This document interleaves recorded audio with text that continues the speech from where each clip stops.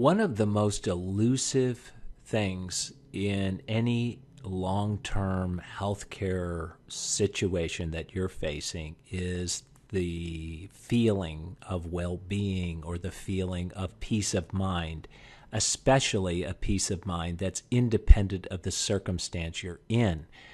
Obviously, there's going to be situations, and we're going to reach a point at some point in our life when there's an irreversible problem. There's a problem that just can't be solved.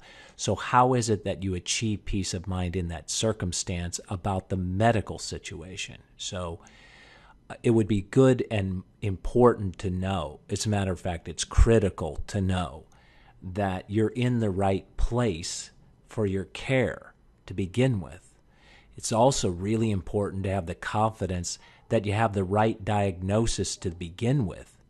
You know, I said earlier on that there's a 33%, some as high as 40% error rates in diagnoses to begin with. So, it's hard to achieve a level of peace of mind until you're confident that you actually have that diagnosis dialed down and you have it correct. And then there's all sorts of elements of your care that are really important so that it doesn't become demeaning. In other words, when they go to battle and they go to war with disease, our bodies are the battlefields of the war, and there's lots of collateral damage.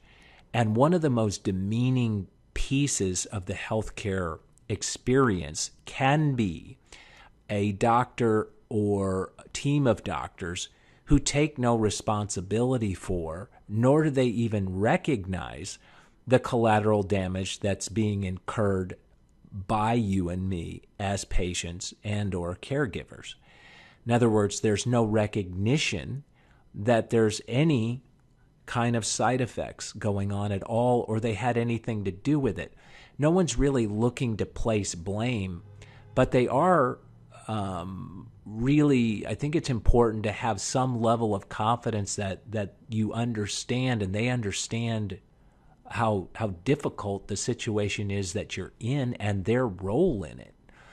So there's another piece of the puzzle is do you have any kind of a methodology for living above a circumstance? Now we're kind of getting into a spiritual realm here.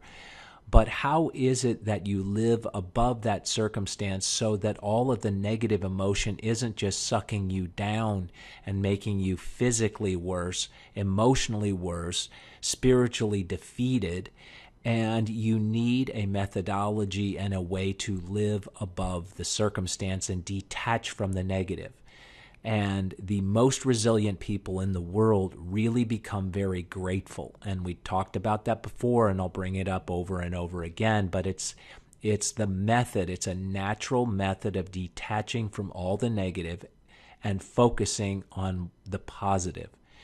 So go ahead and work through the Peace of Mind Matrix, and I think it will really help you decide what's missing if you don't have a peace of mind and how to get there.